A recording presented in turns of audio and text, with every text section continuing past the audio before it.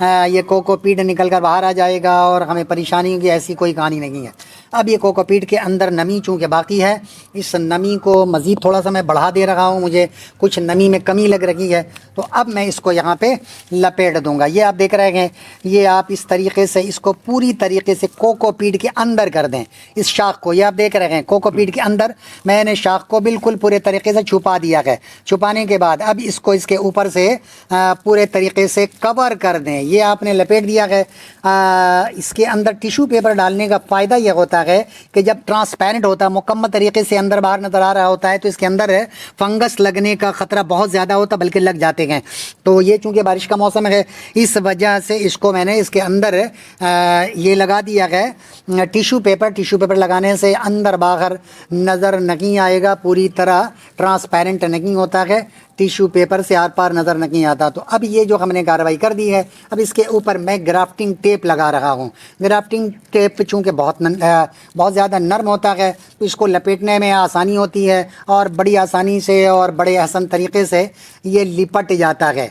अब आप देख रहे होंगे मैं इसकी टेपिंग कर रहा हूँ। अब ये टेपिंग के बाद मैं इसको रस्सी से भी बांध दूँगा, ताकि ऐसा ना हो कि ऊपर नीचे हो जाए, जिसकी वजह से जड़ निकलने में दुश्वारी हो जाए या जड़ ना निकले। तो अब पूरी तरह मैंने टेपिंग कर दी है, जैसा कि आप देख रहे हैं।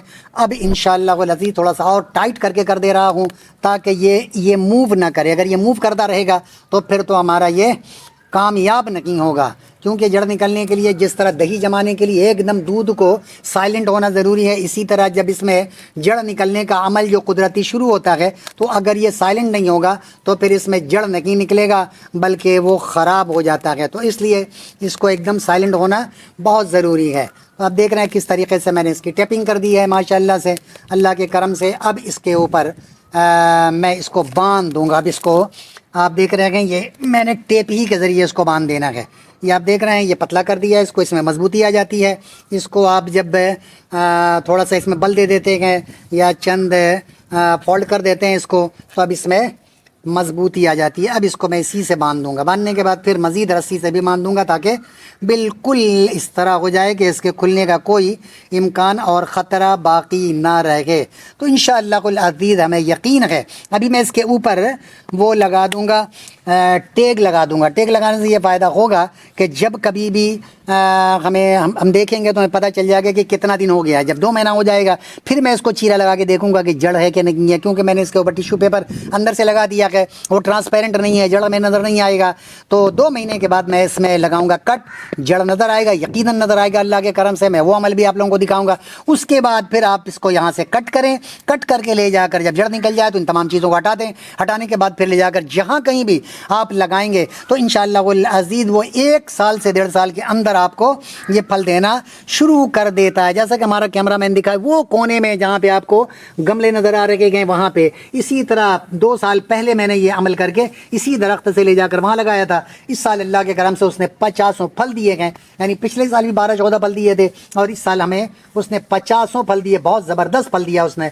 तो ये हमारा ये जब भी आपको किसी दरख्त से कोई कलम लगाना हो, तो कलम लगाने का ये बेहतरीन तरीका है कि शाख को पहले छील दें, छीलने के बाद एलोवेरा जेल लगा दें, और उसमें दालचीनी के पाउडर भी लगाते हैं, उसमें प्याज के जूस को भी लगा देते हैं, प्याज को लेकर उसके ऊपर घस देते हैं। तो इस तरह मुख्तलिफ चीज़ें होती हैं। या इस तरह मार्केट में रूटिंग हार्मोन्स आते हैं, उसको भी आप लगा सकते हैं, वाइट पाउडर की तरह का होता है। लेकिन ये मेरा बेहतर तरीका। हमारे यहाँ बाग में यहाँ पे हमें एलोवेरा जेल मौजूद है, तो क्या ज़रूरत है हम जाके महंगे रूटिंग हार्मोन्स ख़रीदें।